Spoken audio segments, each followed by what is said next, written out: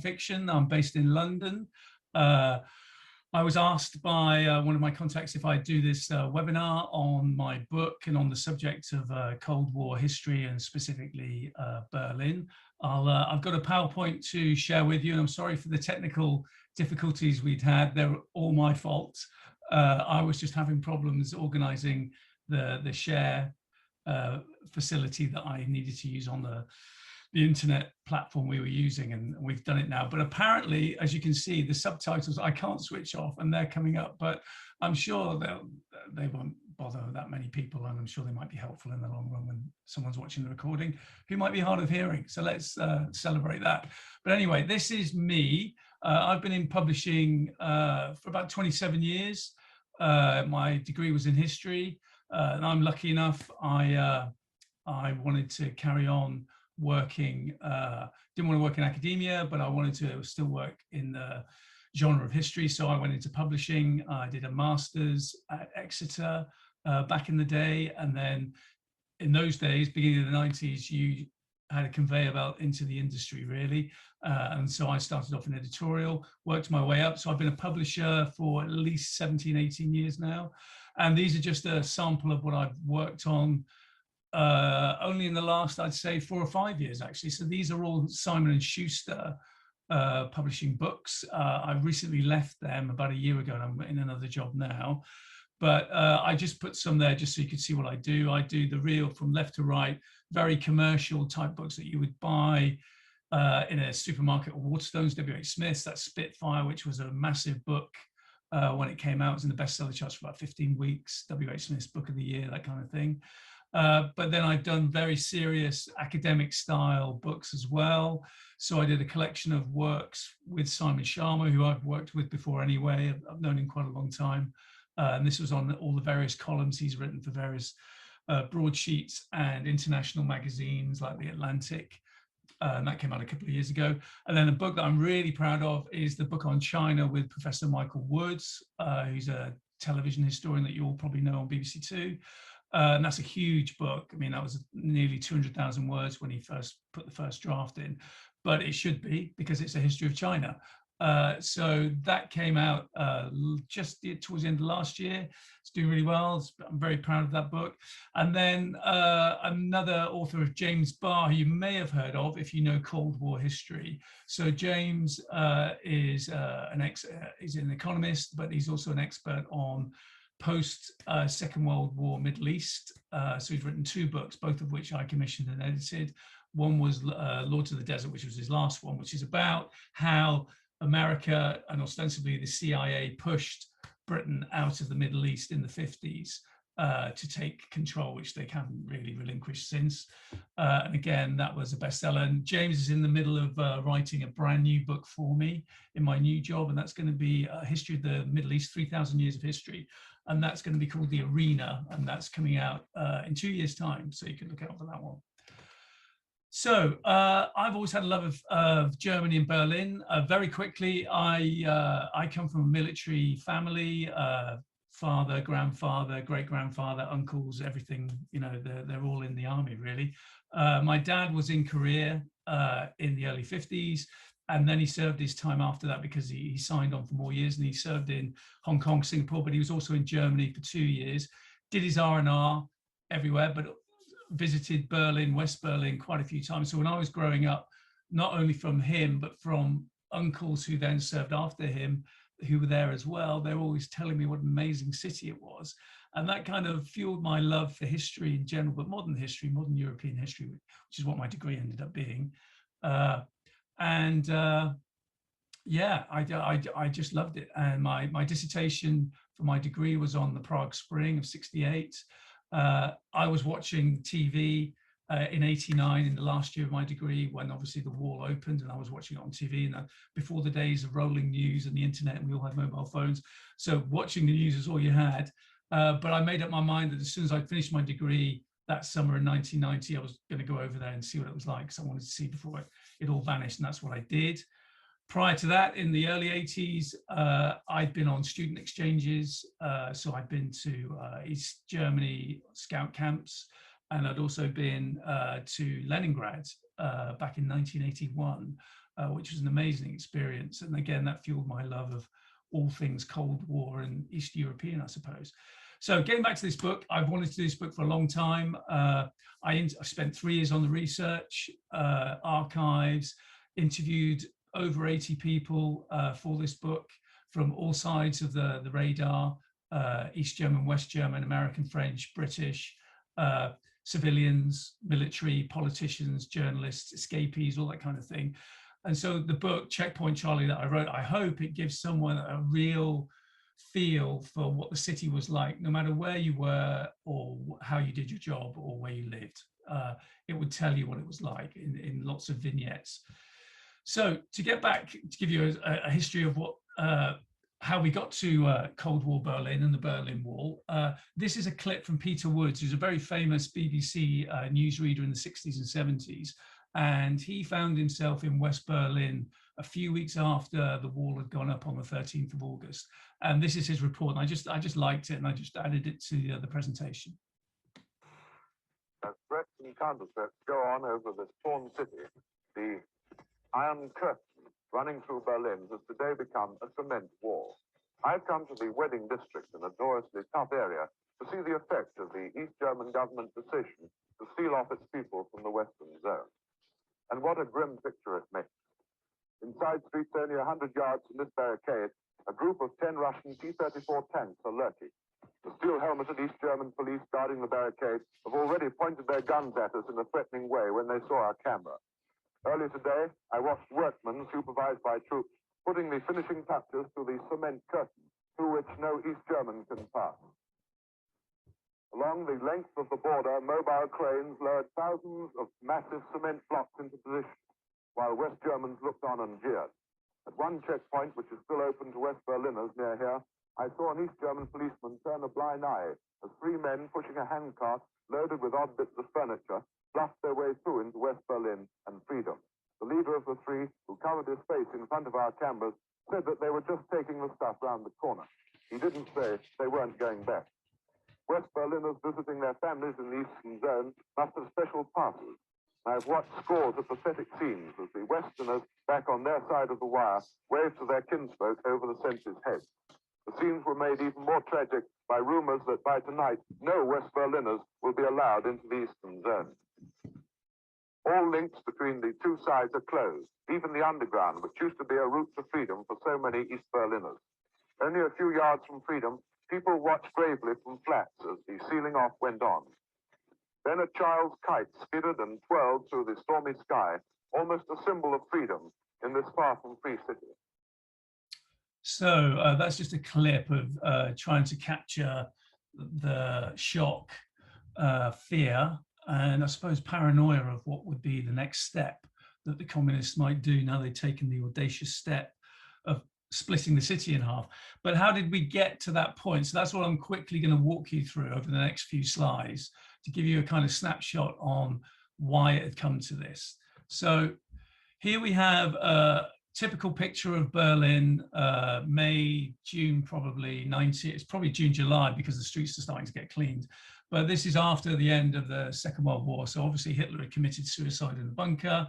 The Russians were now in control of the city, and that's prior before the Allies got there. And they started to clean up already. But I mean, prior to the Soviets getting there, I mean, the RAF and the US Air Force had spent the last 2 years bombing Germany, and obviously they bombed Berlin heavily. 70% of the housing in a 5-mile radius from the city centre had been destroyed. And then obviously what hadn't been destroyed was then finished off by the invading Soviets. So over, I think it was probably 2.5 million Soviet troops surrounded the capital completely. There was no getting out as they attacked and worked their way systematically, area by area, borough by borough, you could say, to get to the central heart. Mitte is what it's called, as some of you will know, of the government district where Hitler was, the Nazis' lair. And so obviously the destruction was huge. So by the time hostilities had finished and Hitler was dead, there's 2 million survivors crawl out of their cellars, blinking into the light to think this is the city we're going to inherit. And that's when obviously the rebuild started, and it was quite soon the Allies then arrived. So this is a photo of, it's actually May Day 1950, but it's such a great photo. And I used it, I got it from the archives of the Royal Military Police Museum, who were, brilliantly helpful to me in researching my book. And they pointed me in the direction of over a dozen people that I should interview that either experienced the wall going up or experienced the wall coming down. So that really helped bookend the book really well. But they'd been there. They pride themselves on, they are the one Allied unit out of the Americans, French, and British that was there right at the beginning. So they arrived July 1945, and they escorted General Montgomery's representative to the Four Powers meeting, the first one that they were going to have in July 45. And they would be the last Allied unit that left Berlin once the wall had come down, and they left in 1994. And as one of their well, he's the manager, he's the director of the Royal Military Police Museum, and he's an ex-colonel, has said quite, I suppose rightly, is the DNA of the Royal Military Police is in Berlin and in the Berlin Wall, because they're of all British units, it's the Royal Military Police that have always been there. Other units were circulated in and out, rotated, I should say, in and out, but they were always there. So this is a map I have in the book, and this is, again, a lot of you will know this anyway, you're teachers, so this is the things you probably teach when you're doing the Cold War. This is a map of Germany as it looked, and I'll go back to it a few times, which is why I'm showing you it as it looked once there was the split of East and West Germany. And as you can see, the ugly borderline going between the two, that's the intra-German border, which Stalin ordered to be built in the early 50s as a result of the failed Berlin airlift. And he wanted to then properly cut off East Germany from the rest of the Allied borders of control. As you can see on the left, you have the French, American, and British zones. And that was repeated, as you can see, in East Germany, where you've got Berlin 70 miles, over 100 kilometers inside East Germany. You can see that was replicated, as had been agreed at the Potsdam conference, where there would be Allied areas of control that replicated what had happened to the country itself. And from that, it was agreed, even though it wasn't actually signed off by Stalin, that the Allies definitely by law had to have access to the Soviet zone of occupation in Berlin, and the Soviets would have access to America, France, and Britain. It was just a given that this was going to happen, and the miracle was it still happened, even with the Berlin Wall going up. Eventually, that still was allowed to happen, which I'll talk about later in the talk.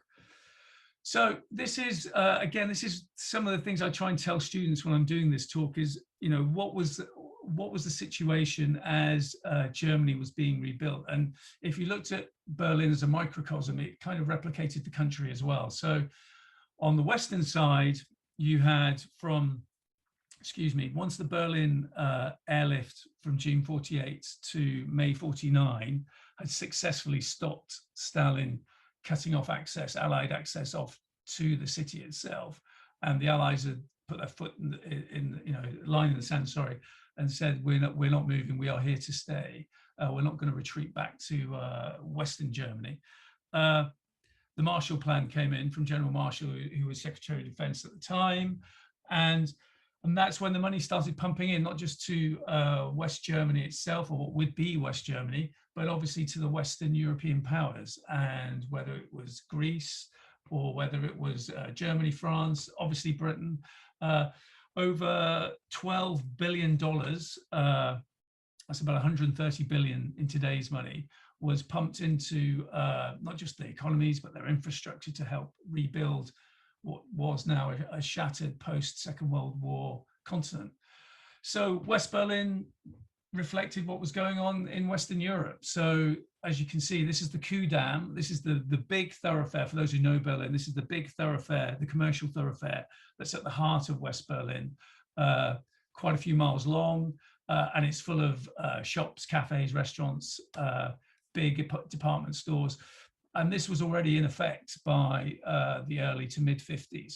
So if you're and when there was still free travel across Berlin itself from workers from east going to west and vice versa, just doing their daily jobs, going to meet relatives, that kind of thing, this is what they'd see. So if you're in one of the West Berlin zones, you're going to see a thriving city, shops open, lots of food, merchandise in those shops, free to go, to have access, money to spend, very exciting.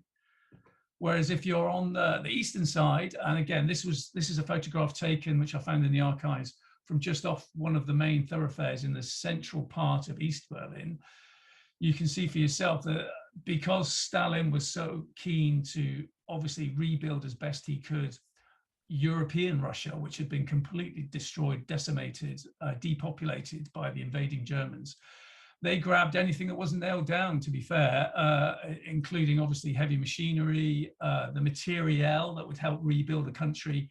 They shipped back to Russia to rebuild their country. So it took many years for the East Germans that were, as you'll see, going to be in charge of not just East Berlin, but East Germany itself, and to help rebuild the country. And again, this is a microcosm of East Germany itself. The country was very decayed. It would take them a lot longer, with a lot more hard work, with not a lot of support from their mentor, you could say, which would be the Soviet Union, to offer them the kind of cash support they were getting from the Americans in the West to help rebuild their country. So it gives you, what I say to students is, put yourself in an East German citizen's position. And even though this is your capital city, which should be thriving, this is what you're faced with, as well as arduous hours in heavy industry, because that's what they were plowing their main money into, to try and rebuild their heavy industry. Working long hours, less pay, and then even more hours for less pay as the 50s progressed. You could see why it was tantalizing for many, many people in the East to think a better life is open to us in the West. And this is the main problem that the communists faced, the East German government, and then by in turn, when Stalin had died and Nikita Khrushchev had taken over as first secretary, de facto ruler of what was now the USSR, is they may have shut, if you go back to the map, the inter-German borders there, and that was now a hard border. So it had big barbed wire fences, armed guards, in some places minefields, very heavily restricted. It was practically impossible to get over there without risking life and limb.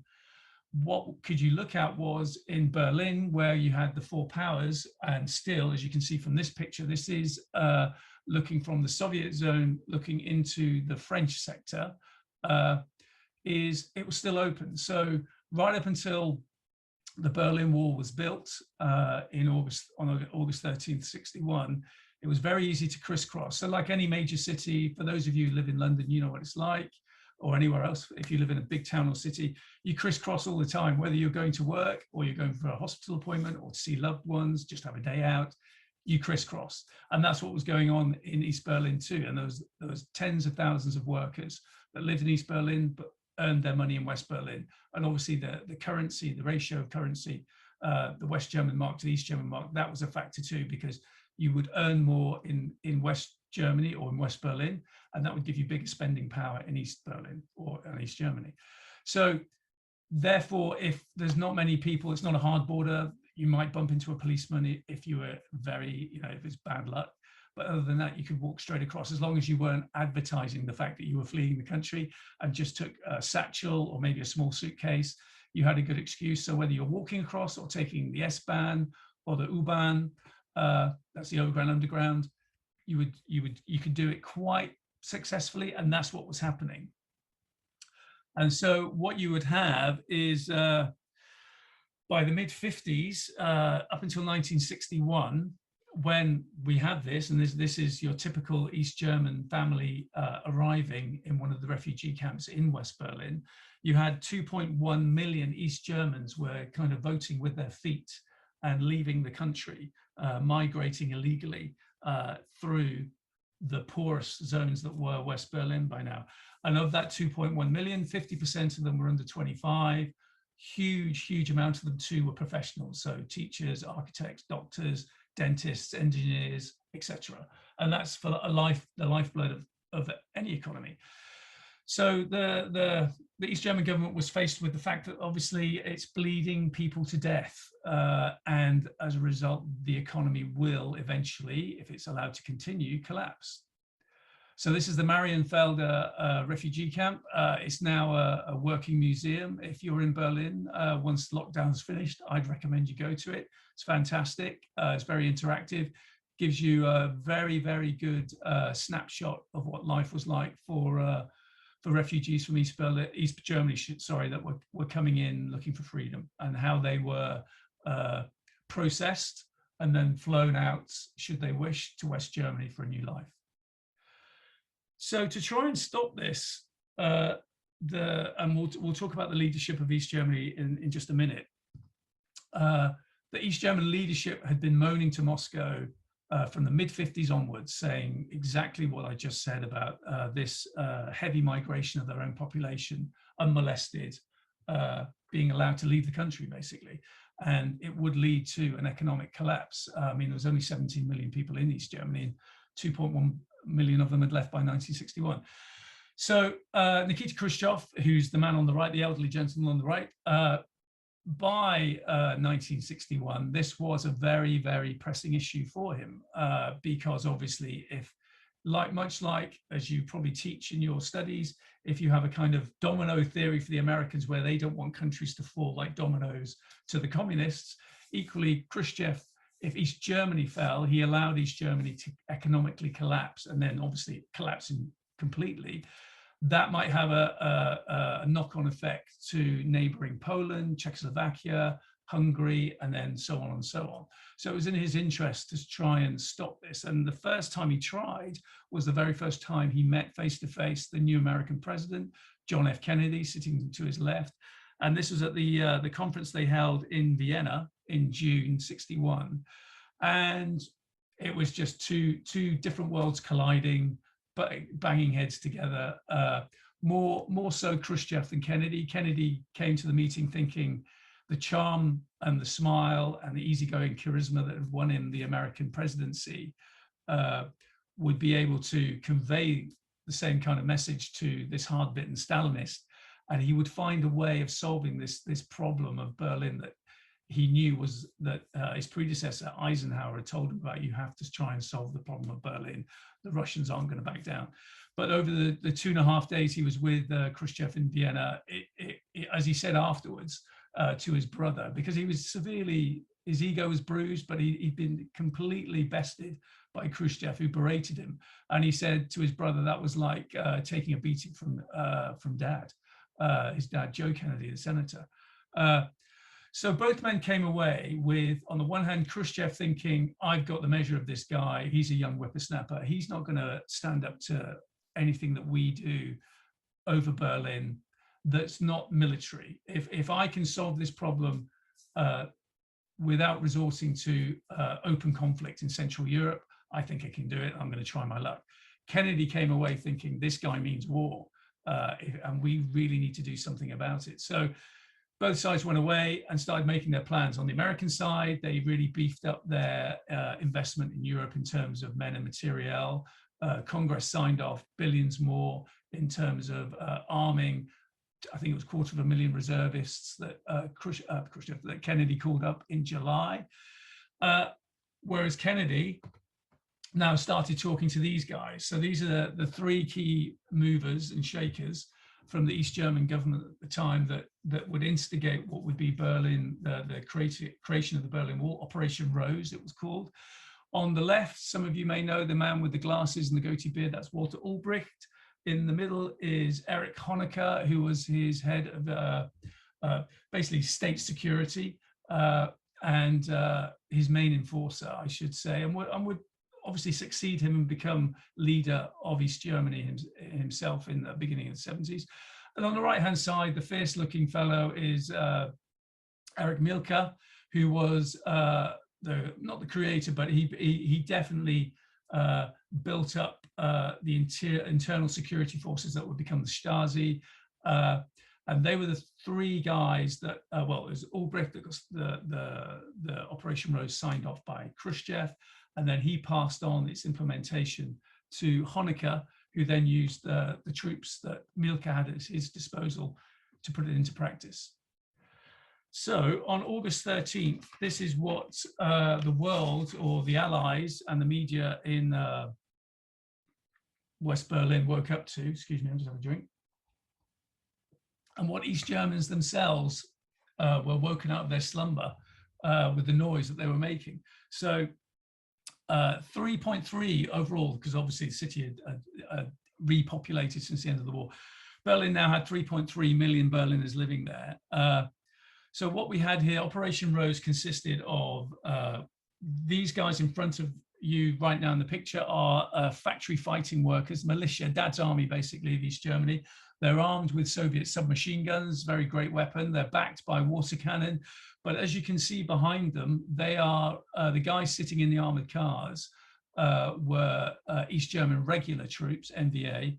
And so what happened on August 13th, two big motorized divisions moved into and around the city itself. The 8th Motorized Division, consisting of 4,000 men, 100 tanks, 120 armored cars, moved into the city center, and there's some of them that you can see in the background. And then surrounding West Berlin and the hinterland, sealing it off completely, was another motorized division of, again, 4,000 men, 140 tanks, 200 armored cars. And what they did, as you can see, and why I like this photo is the whole point of it was on the border, splitting the city in two in the center, their guns and where they were facing really was to the east. They had their backs to the west and they were looking at their own citizens. They were there to guard the workforce who were going to build this barrier, make sure they did it and they didn't try and run off to the west.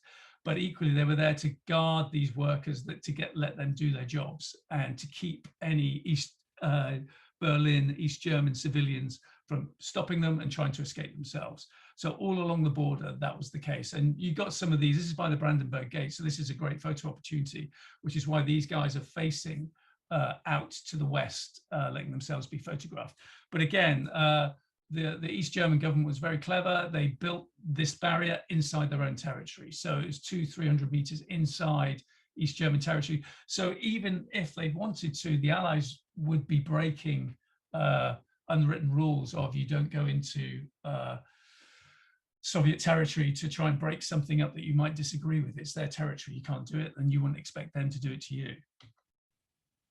So this is what we have here. So the first iteration was just, you might have seen the film with Tom Hanks, Bridge of Spies, a book which I published back in the day, I might add.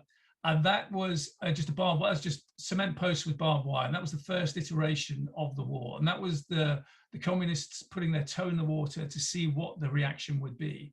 And once that was seen to be allowed by the Allies, not as if they were really in a position to stop it, then the first proper iteration of the Berlin Wall was starting to be built, and that's what you've got here. This is 2 or 3 days afterwards, where breeze blocks and cement are replacing just barbed wire and fences in certain places. So there was 97, I think, I'm just trying to think, yeah, there was 192 streets cut off, 97 streets that crisscrossed through the center of the city, and then 95 streets that would be heading out of the western sectors into the East German hinterland. They were all sealed off. The S-Bahn and the U-Bahn stations were all sealed off. Of the 81 official crossing points, they were now reduced to 10. And the international crossing point that the East Germans decided would be the designated place that could be crossed for both sides diplomatically and militarily would be Checkpoint Charlie, which is obviously the name of my book. And on August 23rd, the hut was in place. That was roughly 10 days after the first jackhammers had started drilling up streets outside the Brandenburg Gate. That's when the hut was put in place, which is a stone's throw from the Brandenburg Gate. So again, this is a map from my book, and this shows you where we are once the wall had gone up in August 61. So again, you can see the main crossing points that were now available depending on your status within the city itself, whether you're West Berlin are trying to get into East Berlin or vice versa, whether you were a West German who had come into West Berlin and were trying to get across, there was a different crossing point for you. And then, like I said, if you were in the military or in the diplomatic corps, you crossed at checkpoint Charlie. The three Allied sectors hadn't been touched. They hadn't been obviously compromised, and their aircraft were still allowed to take off from their airfields at Tempelhof, Gatow and Tegel, and still allowed to use the same corridors, the air corridors, to get back to the west. And so was the train and the one autobahn that was allowed to service there as well. Those hadn't been cut off at all. Even though there was paranoia and fear of that would be the next step, they weren't, they didn't happen. So one of the main stories I tell about in my book, and I think it's quite an important thing to talk about, is this guy is General Lucius Clay, and he'd been the very first Allied commander of West Berlin straight after the war. And then from there, he was a real Cold War warrior, and he never took a backward step to the communists. And the thing I'm going to talk to you about very briefly now is one of the reasons that almost caused gunplay at Checkpoint Charlie, tanks opening fire, and he was quickly removed from office. But he'd been dropped in, he was almost in semi-retirement by the time the wall went up. He'd been in charge of the Berlin airlift, done a brilliant job. The Berliners loved him, hero worshipped him, but he'd since retired. And Kennedy, even though he had troops on the ground in West Berlin and he had commanders on the ground, he wanted a better pair of eyes and ears there that he could trust. So he parachuted, not literally, but he parachuted Clay in there as his observer, really. But Clay did have some power there. He could order things if he'd wanted to, and he'd already ordered some troops to put those famous, you might have seen the photographs, those famous huge metal spades on the front of American tanks that he started training the troops to break down this first iteration of the wall. So they had been practicing that. All it did was crank up the tension a little bit more. But what would happen is probably the biggest armed standoff in Cold War history where it didn't end in bloodshed. So this happened in October '61. So it's only a few months after the wall had gone up, and obviously, like I'd said, paranoia, tension, and fear is gripping the city about what's going to be the next move the communists might make. Will they completely seal the city off? Will they drive the Allies out? And this was Honecker and Ulbricht's next step. So, as I'd said right at the start of the presentation, the Allies had always agreed, all four of them, that there would be free access for their troops and diplomats into each other's zones, and that shouldn't be compromised at all. But once the wall had gone up, what the East Germans wanted to do was try and put the pressure on that section of Berlin. They could stop West Berliners traveling through. Now they're going to try and stop the international forces from gaining access to East Berlin, and this is what happened. So a diplomat had his paperwork requested as he was taking his wife in the car. You can see between the American Jeeps, he was taking his wife to the theater, which a lot of people did. They still did because the East Berlin happened to be the location where most of the big theaters were. It was very cheap to go there. It's very cheap to have an exquisite meal afterwards. So a lot of diplomats and top brass in the military took their wives there. And so, but you weren't supposed to have your papers checked. And he was ordered to give his papers up. He refused. So it took Lucius Clay to send in armed American MPs with fixed bayonets to go and rescue him. And then the tension just cranked up hour by hour. And so what you had, as you can see here, is American tanks, fully locked and loaded, were staring 200 yards across no man's land into East Berlin, where the Soviets matched them tank for tank. And obviously the Soviets had a hell of a lot more tanks than the Allies, because the Allies were just a battle group in Berlin. There's probably about 10,000 men altogether if you added all the Allied units up. Each of the countries had a small tank unit. So there's probably about 30 tanks and armored cars all together in Berlin the Allies could call upon. Whereas obviously they haven't just got the East Germans to face, they're surrounded by about 300,000 Soviet troops and 3,000 tanks, not to mention the air forces. So it was a no contest, but symbolism, that's what it was about. So this is one of the key guys, guy with his hands on his hips, is Lieutenant Werner Pike, and I interviewed him at length about his memories of this iconic moment. So Werner was, who retired a colonel, he was the man given the task by the commanders of the Allied forces in West Berlin to go across, sneak across to where these Russian tanks were, because at the time no one knew they were Russian tanks. They'd taken all the markings off, and the tank men, the crews in the tanks, just had black overalls on, again with no insignia. And that was one way to spook the Allies, because if they're Russians, it was fine, they were allowed to be there. But if they were East German tankers, then that was a major problem. That was a real encroachment on what had been the agreements from Potsdam. They shouldn't be there. And if that was the case, then there could possibly be a war, or there would be a conflict. So he was sent across, and he did find out that the tankmen, because he found some of them sitting in a tree having a cigarette, reading their papers, and they were in Cyrillic, so he knew they were Russian. He spoke fluent Russian. So he went back and reported back to the Berlin commander for the American troops, and then that went obviously back to Washington and Kennedy, and then they realized what they were dealing with. And then from there, through back channels, both sides managed to save face and back down. But it had been one of the main points of where the Allies, Russian and American, if you discount Korea and Vietnam, this would have been the first time Russian and Americans had fired upon each other, and that's why it was so significant. So this is where we get to the wall by the mid to late 60s. This is obviously on the western side, because those children would never get near that wall if they're on the eastern side. And so by this time, you've got the East Germans are starting to build a death strip. By 62, 63, that's what's happening. They're starting to clear buildings to give them a perfect field of vision, field of fire.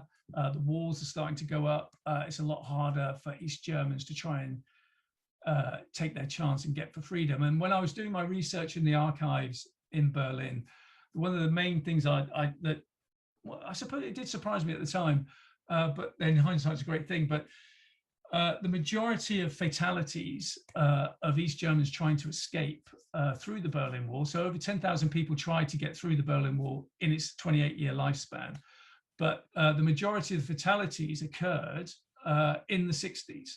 And I would surmise it's because, as you'll see, I'll show you a diagram in a few slides' time, the barrier and the death strip were a lot more simplified in the 60s. So they probably felt quite rightly it was their best chance to try and get through it. They were confident they probably could get through it. And so a lot more tried in that period of time, up until about 73, 74. And that's where the bulk of people were shot and killed. As I've said to students before, I mean, the total is 201, I think. And then there's probably about 12 more fatalities on the East German side. That's border guards who were shot and killed or died trying to stop people trying to escape, doing their duty, they would surmise. But there's a hell of a lot more people that were shot and were injured, but we just don't know what happened to them, because they didn't make it and they were dragged away, carried away by the East German authorities, and they would have ended up in a hospital. And whether they lived or died, we just don't know. And obviously, I'm sure a lot of them survived, but they would have then gone into the East German kind of gulag archipelago that they had themselves set up, where you just disappeared for years into their prison system.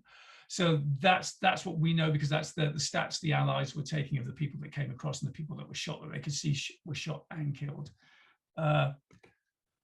So this is one of them. This is Peter Fechter, who you may know of. And again, I have a whole chapter on him in my book. It's called The Death of Elvis. And it's just a tragic story, really. And it's the first time that the brutality of the East German system, the communist system overall, was laid bare by the West Berlin and by extension Western European media that went all around the world. And again, this is before 24-hour rolling news, that kind of thing.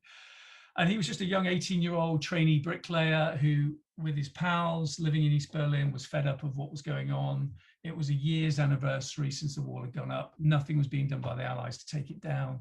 They realized their future probably lay quite bleakly in East Berlin, with not much opportunity, certainly not much democracy of voting for who they wanted to. So a gang of them decided they were going to escape. That gang whittled itself down to 2. Peter was one of them. They ran across no man's land. I think 35 shots were fired by the guards in the tower nearby Checkpoint Charlie. And his friend managed to scramble across and to safety, but Peter was shot 3 times and mortally wounded. And the big scandal, which the media captured and when West Berliners watching saw for themselves, was the fact that because he'd been shot in kind of international no man's land, the American troops watching from Checkpoint Charlie couldn't go and give him aid because they'd be encroaching on East German territory. And the East German troops that had shot him, because they hadn't been given the commands by their senior officers to go and rescue him, just stood there and watched. So he was allowed to bleed to death over about 2.5 hours. And this was all captured in by the world's media. And this is what went round the world. That photograph on the left is very, very famous. And then he was always commemorated. There was a very simple wooden cross that was placed by where he'd fallen, literally around the corner from Checkpoint Charlie on Zimmerstrasse.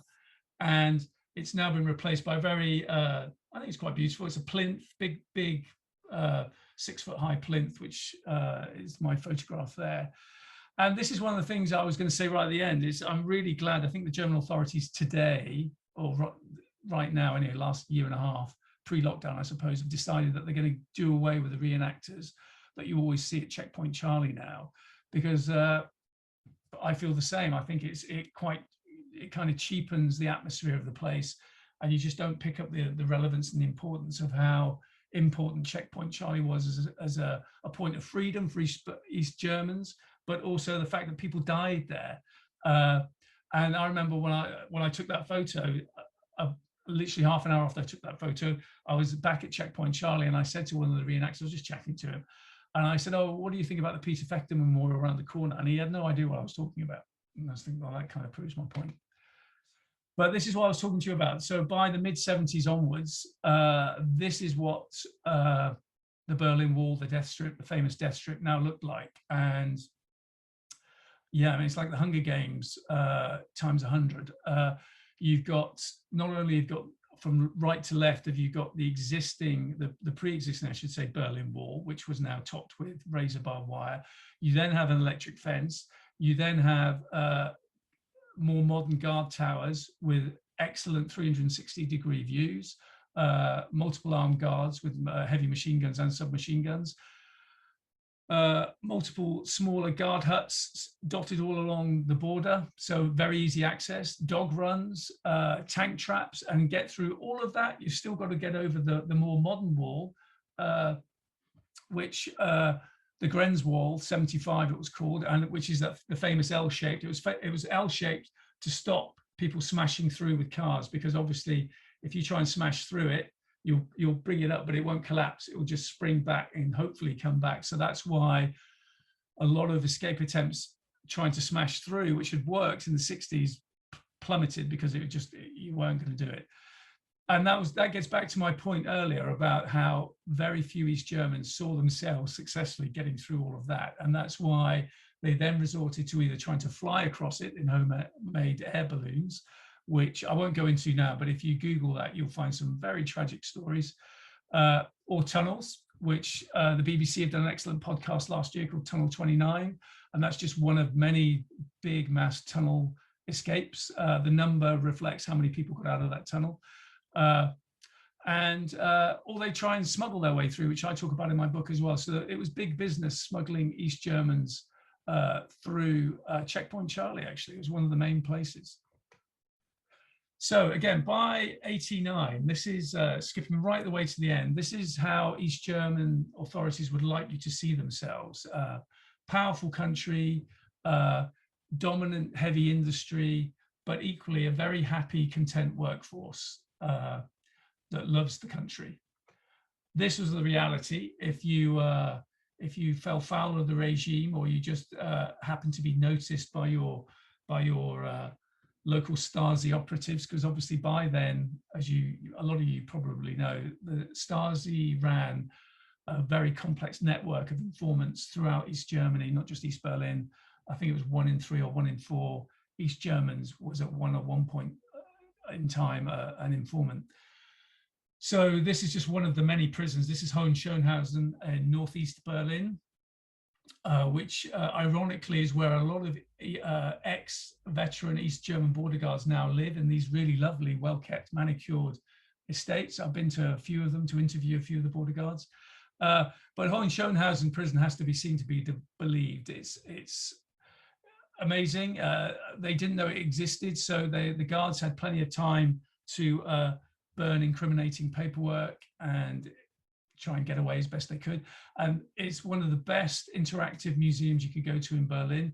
And it's because the inmates themselves returned after the Cold War and gave their memories. It's just a brilliant interactive museum.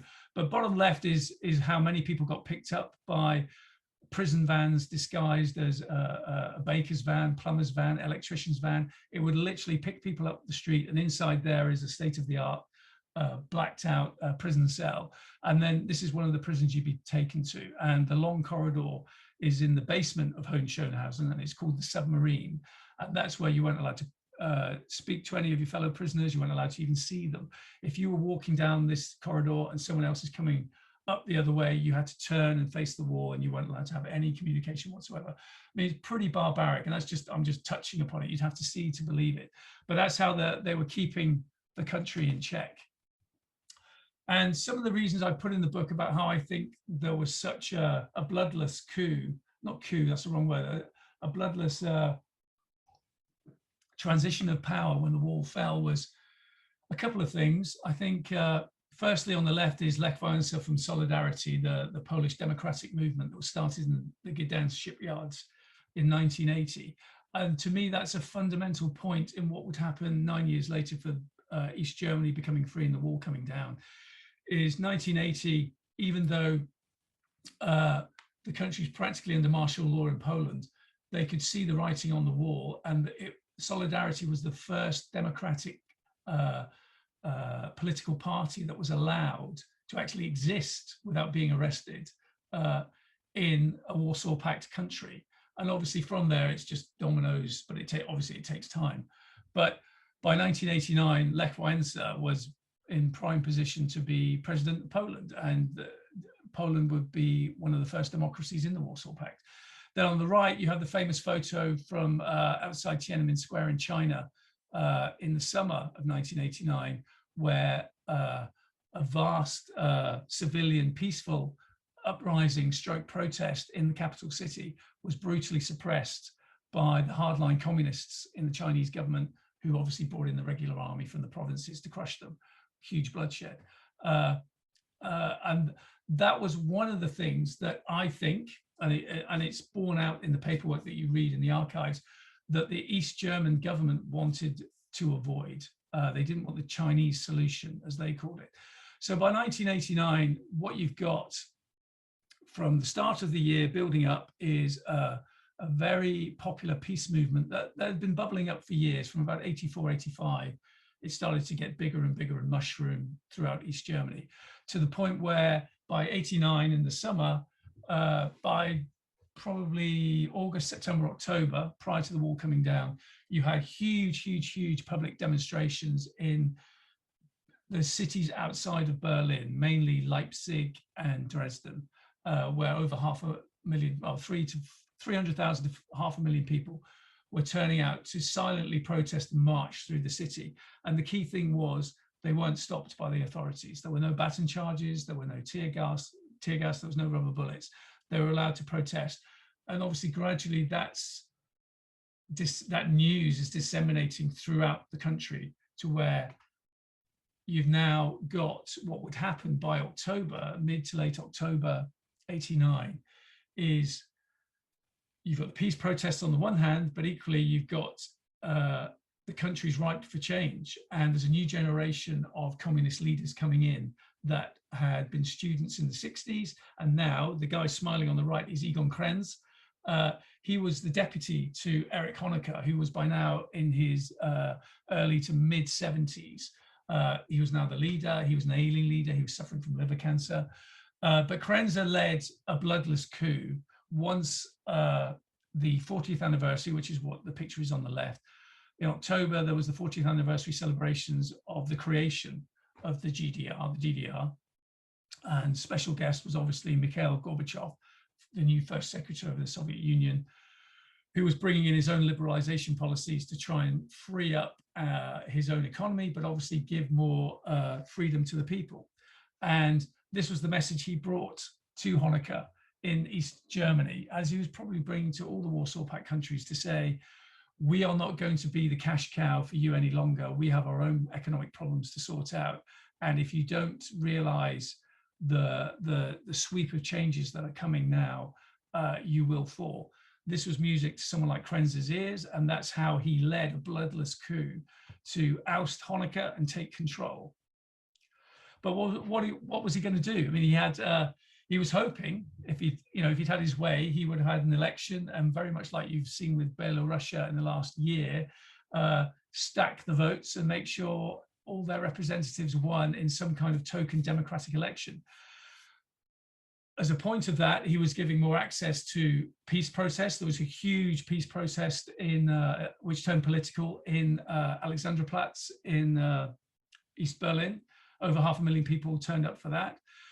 And what was gradually happening was Krenzer was giving more information to the Western media as well, to try and show them that we can have a transition from hardline communist rule to communist rule as we see it, but will give the people more freedoms. And one of those freedoms that they desperately wanted was freedom of travel. So by the time Honecker had been ousted, East Germany was very much like East Berlin. It had been hermetically sealed from the West. There was never any doubt you could not go traveling into the West. What you could do is probably, if you were lucky, you could go on a holiday to Czechoslovakia, as was then, Poland, obviously, and maybe Hungary. You had to be very loyal to the party to be allowed to go to somewhere like Hungary, because it's only a hop, skip, and a jump from Hungary to get to Austria, and then you're in freedom. So it's only party faithful allowed. So they had to bring in more travel. And so by November 1989, that's what they were trying to announce. And this is Günter Schabowski, the press spokesman for the government. And as you can see, he's looking a bit browbeaten. And that's because, and again, I found this in the archives, this is his speech or annotated notes he was given by Krenzer. Schabowski had just come back from a much-earned holiday. He was exhausted from all the work he'd been doing for the government. Krenzer gave him this notes about, this is what you have to talk to the media about in connection with how we're going to bureaucratically work our way through this minefield of our citizens wanting free travel. We're going to have to delay. And this is how you're going to announce the procedures of how they'll go about gaining access for free travel. Schabowski looked at these notes, didn't really take it in, and so he just released a bombshell at this conference on the 9th of November by blurting out that these policies Krenzer wanted to implement over many months to buy him time to figure out what he was going to do. He announced that they were happening immediately. And that just set the starting gun. So within hours, tens of thousands, if not hundreds of thousands of East Berliners were coming to all the major checkpoints, the 10 to 13 checkpoints that we now had at the Berlin Wall, demanding that, well, we've just been told by our own government that we can have freedom of travel, which means we can go straight through there. We don't need a visa. We don't need any kind of official paperwork. Let us through. And as you can see by the border commander, and I interviewed 2 or 3 border commanders for my book to find out what was it like at the time. They had no, all communication with their superiors in the Ministry of the Interior just ceased. Everyone ran for cover. No one knew what to do because Schabowski's announcement had caught everyone on the hop. And in such a rigid structure like the East German government, no one was going to think for themselves and say, do this, do that. So by the time you've got hundreds of thousands of people at the borders, they had two choices. They either let them through or they started shooting, and they weren't going to shoot. Like I said, the Chinese solution was not what the government wanted.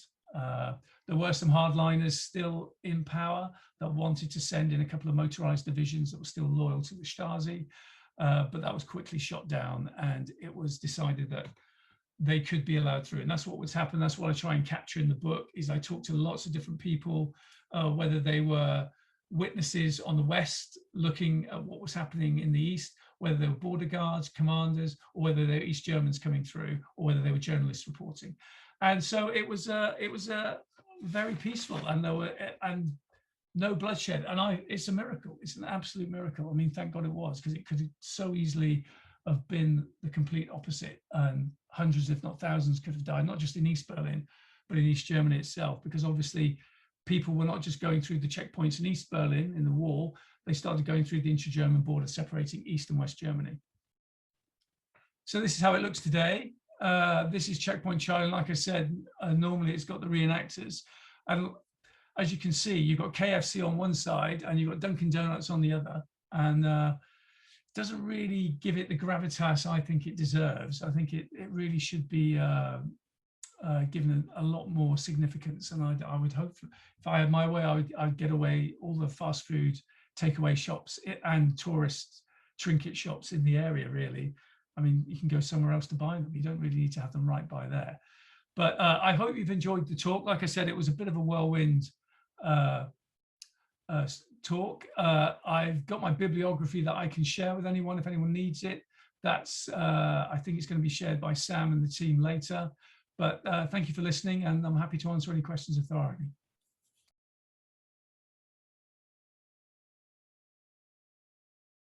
There have been loads of questions coming in the chat and in the Q&A, so I'm going to go straight to those, actually, if that's okay. Yeah, fine. So keep those coming in, please, everybody. So there's been a couple of questions, actually, from Kieran, and I'm going to start with Kieran's question because his, first of all, came in first, but also kind of goes back earlier in your talk. And Kieran asks, do we know what the East German government made of that standoff that you spoke about at Checkpoint Charlie, as it was a kind of US-Soviet clash, but was taking place thanks to their barrier? How or do we know what they made of it?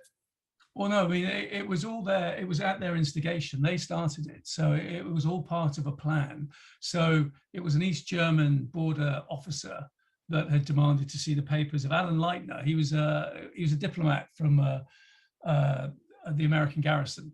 So they started it, but as soon as it started getting quite big, like I said, I think they were just putting their toe in the water. They were just trying their luck. And as soon as Lucius Clay instructed armed MPs to then escort, because they didn't just escort, they didn't go and rescue the diplomat. They obviously wanted to make a show of defiance. So they reached to where he was at the border with obviously bayonets drawn.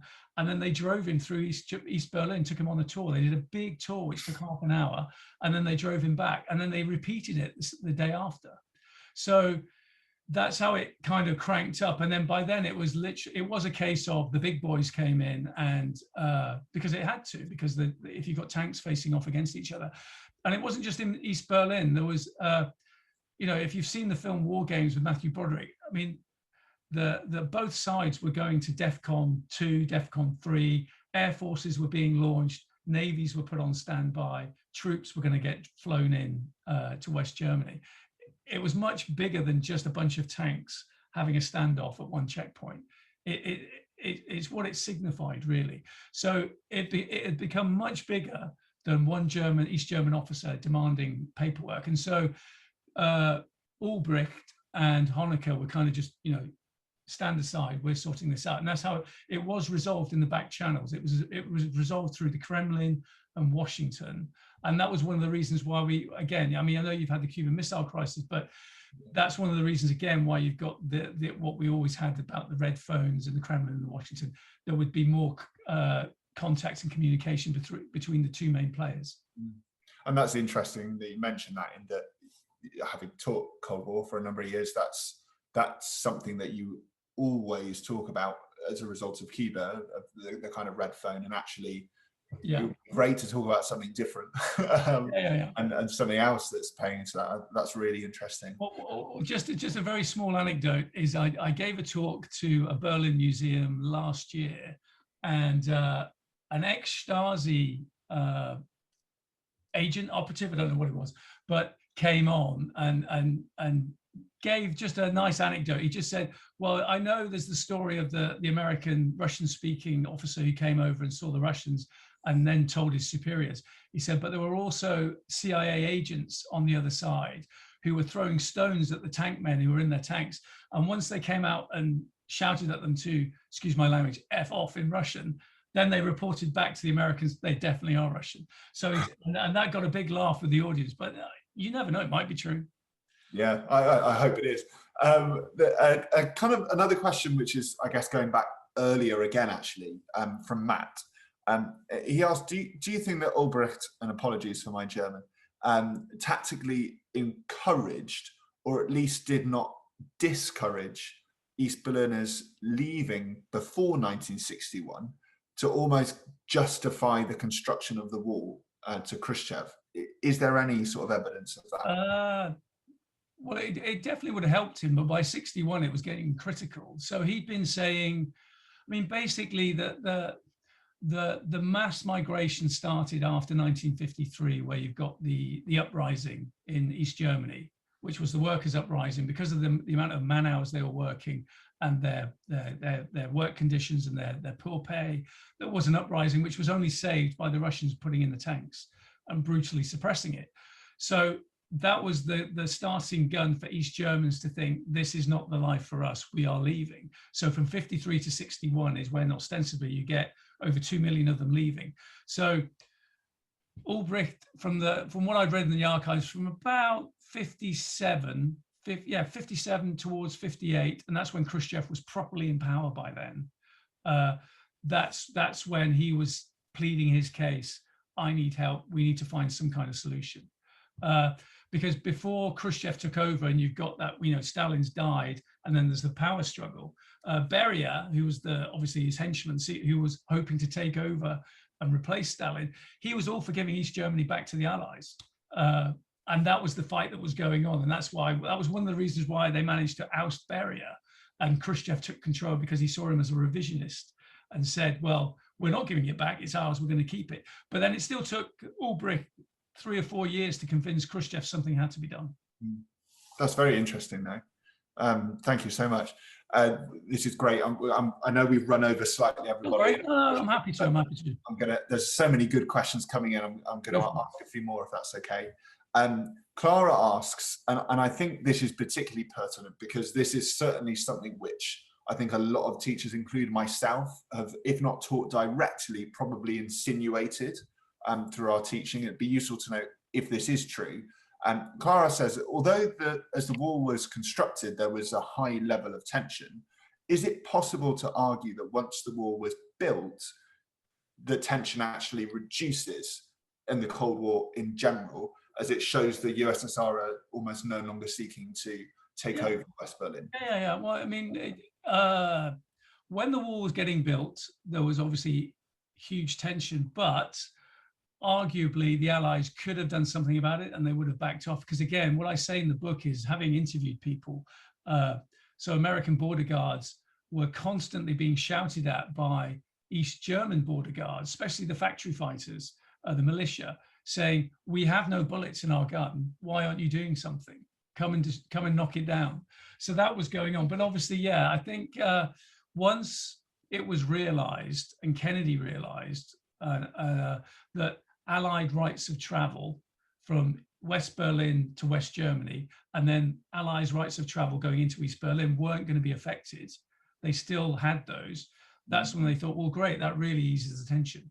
And it did. And then obviously you get to the point by the early 70s where they recognize East Germany as a sovereign state. Yeah.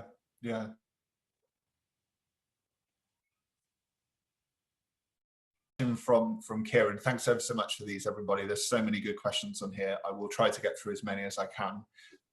Kieran asks, oh, sorry, can you hear me okay? Yeah, fine. Yeah, cool. I just had a message pop up. Kieran asks, how did the East German government envision the future of the wall in their future of limited travel post 1989. I mean, I guess what Kieran's really getting at is, what did they think it was going to look like had that press conference gone as they intended? Well, yeah, I mean, I was going to say, I mean, the new generation, I reckon the new generation would have brought the wall down eventually, because it was such an anchor around their finances. I mean, when Krenzer took over, that was the very first time, even though he was deputy leader, that was the first time he'd seen the economic books of the country, and he knew they were completely bankrupt, and they were only being propped up by Russian and, ironically, West German money. And those taps were going to get switched off. So he knew he was going to have to deal with the West Germans to sort something out. Yeah, I mean, I think what he would have liked is a democratic socialist state in East Germany. The bulk of East Germans that I talked to were, had no problem with living in East Germany. What they had a problem was they had no political freedoms. So even the ones that I interviewed that escaped, they loved their country. They loved the fact, it's a cliche, but it's true. They loved the fact that they had state education, job for life, and money in the bank, I suppose, and a place to live. And that's what you get nowadays when you talk, especially the older generation, the ones that are in their late 60s and 70s, again, the ones I interviewed, is there's a lot of bitterness to what's happened, and the country's just in their eyes, the country's fallen apart. Economically, it still doesn't match West Germany. There's still economic migration. There's still a drain of young workers migrating to the West, because that's where you're going to get better wages and there's more job opportunities. So they've still got probably a generational catch up to get East Germany back to where it was before you had the war, with the Second World War, I suppose. But yeah, Krenzer wanted to remain in power, but you could only say he was a visionary in terms of he knew what he didn't want, and that was he didn't want a bloodbath. Yeah, it's interesting you say about West Germany and Berlin today as well. I'm talking to people. Some of my family friends are Hungarian, and talking to the parent of the friend, as it were. His parents are about in their sort of 70s now, and they say very similar things. That actually, in some ways, it was better, but they didn't like the lack of freedom. A couple more questions, if that's okay, because there's been a few good ones coming in. Two from the chat and one from me, if that's okay, that I can't let you leave without asking. First one from the chat, I think it's Alison who just asked, what are your 3 top places to visit in Berlin? First and foremost, I would say, good question. I mean, God, so many. I would definitely go to the DDR Museum on Museum Island, which is at the bottom end of Unter den Linden. So you've obviously got the Brandenburg Gate at one end, and as you're obviously going down to Alexanderplatz, it's on the left-hand side, and their director of the museum is a guy called Stefan Woller. And again, I interviewed him for the book, and he's an incredible guy. But the museum's amazing. It really captures, if you want to know what life was like for an ordinary East German citizen, go to that museum. It's incredible. It's really incredible. I've been there several times. I love it. And then I'd say, to realize exactly, so you might have this museum that shows you all the good things about East Germany, but then you just go to Hohenschönhausen and you think, yeah, this is exactly what it was like if you stepped out of line, and it's horrific. I mean, I've been to Belsen, and I put it on a par with Belsen. Wow. I mean, Hohenschönhausen was a killing center for the Russians when they took over Berlin. There's 50-odd thousand Nazis were murdered there at the end of the war. And again, not many people know that either. And before that, it was an SS barracks. So it's got it in its roots, you could say. But again, it's just a very, very intelligently laid out museum, and you come away with a very different perspective. And then thirdly, I'd say, what would I do? I mean, the Reichstag's the Reichstag's really interesting, and especially when you go inside and you see all the Cyrillic graffitis. They allowed some of it. They left some of it deliberately when they were rebuilding the Reichstag after the Cold War ended, and that's from Russian soldiers who'd occupied Berlin in 45, but it's an amazing building, and it's a proper people's building. And what I love about it as well is you've got the Holocaust Museum literally around the corner, or the Holocaust Memorial literally around the corner. And I think Neil MacGregor is famous in saying it in his podcast, which I completely agree with. He's saying, what other country in the world, right next to its seat of power, puts a monument to its disgrace? And it's incredible, and it really takes your breath away.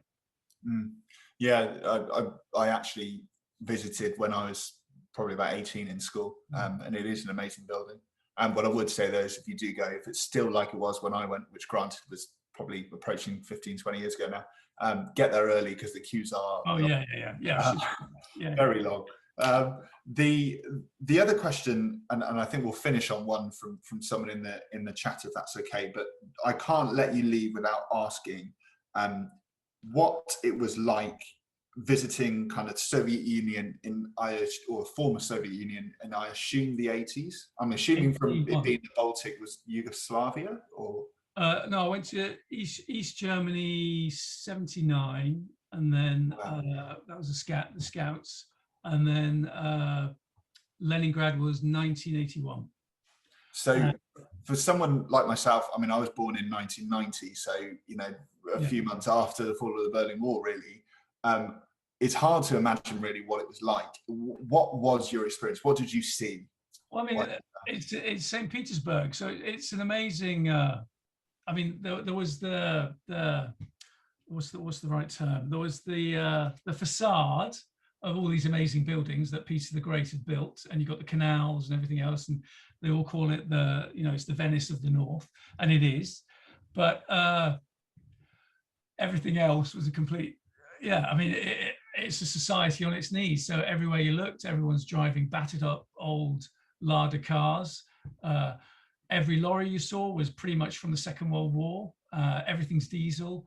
We were told the instructions. I mean, I was 15 at the time. You weren't allowed to wear. Be careful what Western clothes you wear. Definitely don't wear jeans. You'll get mugged. Careful how you spend your money and what shop. There weren't many shops to spend your money in. If you wanted to try and buy something in a shop, you didn't actually. There was nothing in the shops. You had to get a minder to take you down to the main harbour, where there were warehouses where the elite shopped, and that's where you were took. We had minders everywhere, and it was just grey. It was just the people were very grey and shabby, and that's Leningrad, which is one of their. It's like Moscow, isn't it? It's one of their key cities. Obviously, it's not like that now. It's fantastic. I mean, I was in Moscow and Volgograd last November, and they're just amazing. I mean, they are. I mean, they're on a par with anything we've got. They're fantastic. Whereas then, I mean, it wasn't a country that spent anything on its infrastructure or anything on its people. It was very obvious, and we felt very lucky. When you got home, you just had, I had a love of Russia, but I had a great appreciation of what we had in the West. And I remember some of my friends were saying, how the hell can they afford all these missiles? They haven't got anything, look at it. But it was that kind of thing when you're a young kid from school, but it stayed with me. I mean, I can still picture it in my mind's eye. Yeah, it's amazing to being there and things. It's incredible. I think the quote which always sticks in my head, or my favorite quote about the Cold War, is the Gorbachev one of our rockets can reach the moon and find Halley's Comet, but our washing machines don't work, which is fantastic. Last question from Rosanna. What's the next project for you? Well, that's why I was in Moscow and Volgograd. I'm doing a book on Stalingrad. It's not an Antony Beevor type book. It's not on. I don't do grand, big, sweeping narratives of armies and things like that. The books I try and write are about people, ordinary people that are involved in extraordinary things. So if you teach or know about Stalingrad, you know that it was where the German army got defeated through house-to-house urban warfare. So all I'm doing is I'm literally concentrating on just one house and through research and interviews, telling the story of the people on both sides who just fought in that house, and it was used, and how it was used afterwards by Russian propaganda to kind of emphasize and inflate Soviet superiority in tactics, that kind of thing. But that's why I was in Moscow in the archives, and then I was in Volgograd. Sounds absolutely fascinating. Yeah. And I think that's not for a couple of years, because it's the 80th anniversary will be 2022. So, well, watch this space, and yeah. this video will go up on YouTube obviously as well, so we'll continue to advertise it for you. But yeah, I think that sounds absolutely fascinating. So we'll look forward to that. I think really there's all that's left for me to say is, on behalf of everybody who is on or has been on this call, or who is watching this on YouTube, thank you so much for your time. This evening was an absolute treat, and I have learned so much personally that I can take into the classroom and improve my teaching. So thank you ever so much. As we've already mentioned, Iain's current book, which is out, is Checkpoint Charlie, which is available from all good bookstores, as always. And also, as Iain mentioned at the start, his reading list, Iain's going to send to me, and I'm going to make that available when this goes up on our YouTube channel. So if you're watching this on YouTube, if you look at the blurb below, you'll find a link to a Google Doc in there, which will take you straight to the reading list that accompanies this talk. But once again, thank you ever so much, Iain. That was absolutely fantastic. Thank you. And I was just going to quickly add, if anyone wants a signed copy, they just need to DM me, and I'll sort it out. And I don't charge full price either. There you go. That sounds great. You're up on Twitter, aren't you? Yeah. You can just DM me. Cool. Do you know your Twitter handle? At Iain _ not dash _ MacGregor 1. Great. So if you want a signed copy, there you go. Drop in a DM. Really hope you enjoyed this recording. Before you go, please just do us one really quick favor and just click subscribe to our YouTube channel. We know it's a chore, but it's going to make such a huge difference to the network as we try to grow. Thank you.